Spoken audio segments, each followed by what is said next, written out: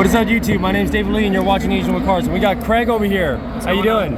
I'm good. How you doing? Good. What deck are you running for your pods? Pure Blackwing. Pure Blackwing. How many pods have you done? 2 knocked out the first round and 1 the hamster mat for the second one. So awesome. Overall, doing pretty well. Awesome. Well, let's get to it.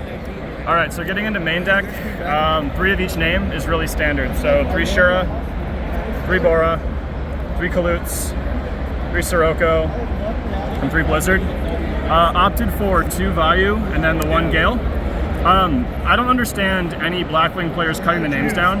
In the pure variants, you just want to see everything, and you want your engine getting into rotation, and you want to be maximizing on what you can search off the whirlwinds.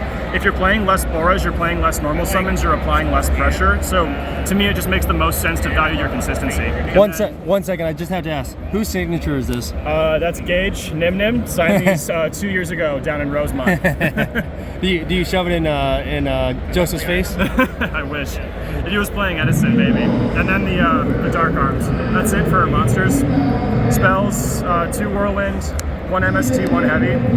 Only 1 Book of Moon. You want the Book of Moon to either be flexible as a defense target for Shura to push in and get your other monsters into rotation. Sure, babe. Or you want to be defensive. Playing multiples, it becomes a battle trap, and it's not a good battle trap in a format full of frogs. Got it. And then 1 Allure and 1 Braincon. And then heavy on traps. I think the pure variant should be playing as many traps as possible.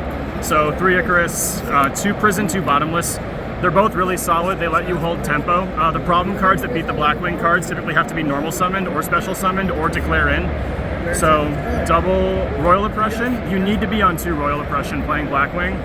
You play ridiculously well under it, and no one has an answer for the second one half the time. 2 Legacy. I used to play Upstart. Legacy is just better because it baits heavies. And then when you're moving into games 2 and 3, typically they're going to be less aggressive with heavy storms and MSTs.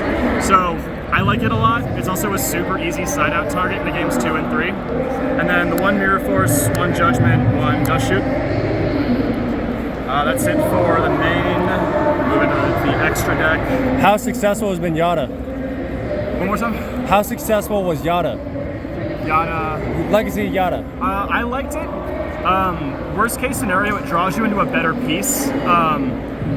Most games 2 and 3, I would side 1 to 2 out, but I noticed people were less kind of aggressive going into your back row with things like Heavy Storm. I didn't see Trunade all day, but I'm assuming it's the same impact, so I like it. It's better than Upstart. Upstart's just drawing you into good cards, but it's giving your opponent life points and making it harder to kill, so the consistency sacrifice for power, which I don't really like. Then for the extra, 2 Arm Wing, 2 Armor Master, 1 Silverwind, 1 Cataster, 1 Android, Brio, Goyo, Black Rose, Stardust, Dark End, Thought Ruler, Colossal, and Chimera Tech. Nothing special. Yeah, I mean, the cut, if anything, is this for Mistworm, just in the weird scenarios where you get dupe locked or like Substitute dupe and you have to clear it. But even then you're using a Blizzard, a Kalute, and a 4 to make Mistworm to bounce back when they're already probably going to reconstruct the board. So I don't like it. I think Thought Ruler is just better if you know they're on like targeted things like Deep Prison or shit like that. So I don't know. I thought it was fine. Extra was perfectly acceptable. There's nothing I'd really change personally. And then lastly, the side deck, which I threw together kind of last minute. 2 Sidras, 2 Crows, 2 Fossil Dyna. This was my last ad and probably why I won the Edison pod. You normal summon this into frogs and they can't play. They just cry. This deck's frog matchup is so hard. Just having a card that requires an answer along with 2 Bottomless, 2 Deep Prison, reactive trap cards is really, really strong.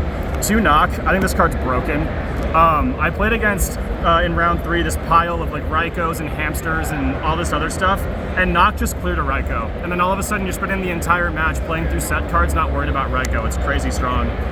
1 Soul Release, just for frogs, chaos, anything requiring a graveyard, value turbo. 3 Pulling the Rug. Again, we lose to Diva Hero and other really faster decks if they get the engine rolling and you want to stop them from getting the engine rolling. 2 Deck Dev, and then lastly, Dark Bribe. Don't play Starlight Road. It's bad.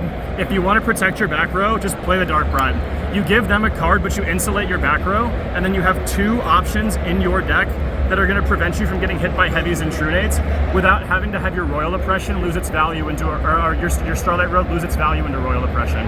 Just Dark Bribe is, shout out to Hector, Dark Bribe's crazy.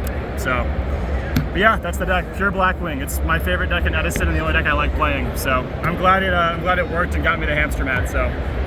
Is there anyone else you want to thank? Shout out to Emporium TCG in Chicago for their Edison locals. Community's great, guys are great, super competitive. And shout out to Hector, who last night gave me the second Alti value. So this is not mine. So shout out to him. Now you're gonna go find one. Shout out to AsianWithCards. Subscribe. Yeah, that's all I got. Well, thank you very much, Craig. Thanks, man. I appreciate it. We'll see you guys soon.